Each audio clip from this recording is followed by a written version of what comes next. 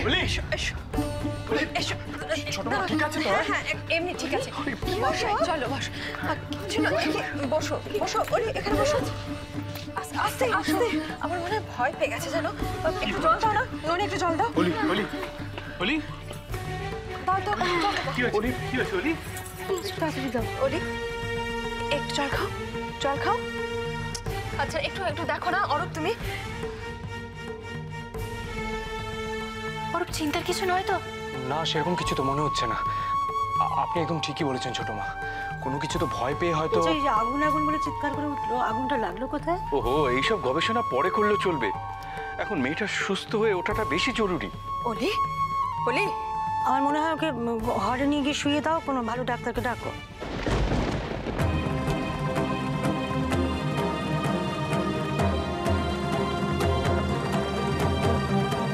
ওই তো ওলি চোখ খুলেছে।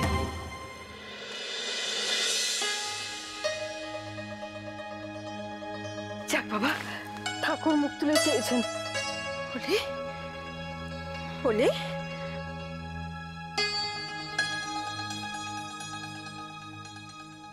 ওলি ছোট মা, এই তো আমি। তুমি এসেছো ছোট মা, তুমি সত্যি ফিরে এসেছো।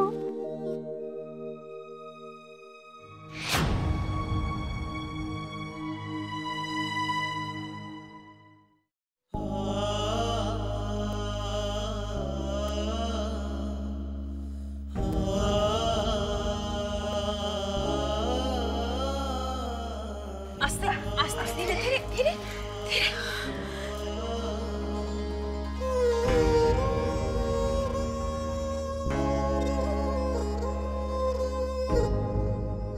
কি হয়েছিল অলির? আগুনটা লাগলো কিভাবে? টোস্টারটা বাস্ট করে গিয়েছিল। অলি, অলি তোমার কোথাও লাগেনি তো? তুমি ঠিক আছো তো? বলো আমার। অরূপ তুমি ওকে ঘরে নিয়ে যাও, একটু চেক আপ করো। আর হ্যাঁ হ্যাঁ, হাতে ছ্যাঁকা লেগেছে, একটু ওষুধ লাগিয়ে দিও তো। হ্যাঁ তুমি যাও, এসো এসো তুমি ওর সঙ্গে যাও, আমি আসছি তোমার ঘরে। অলি এসো। সাবধানে সাবধানে যাও, যাও আসছি যাও।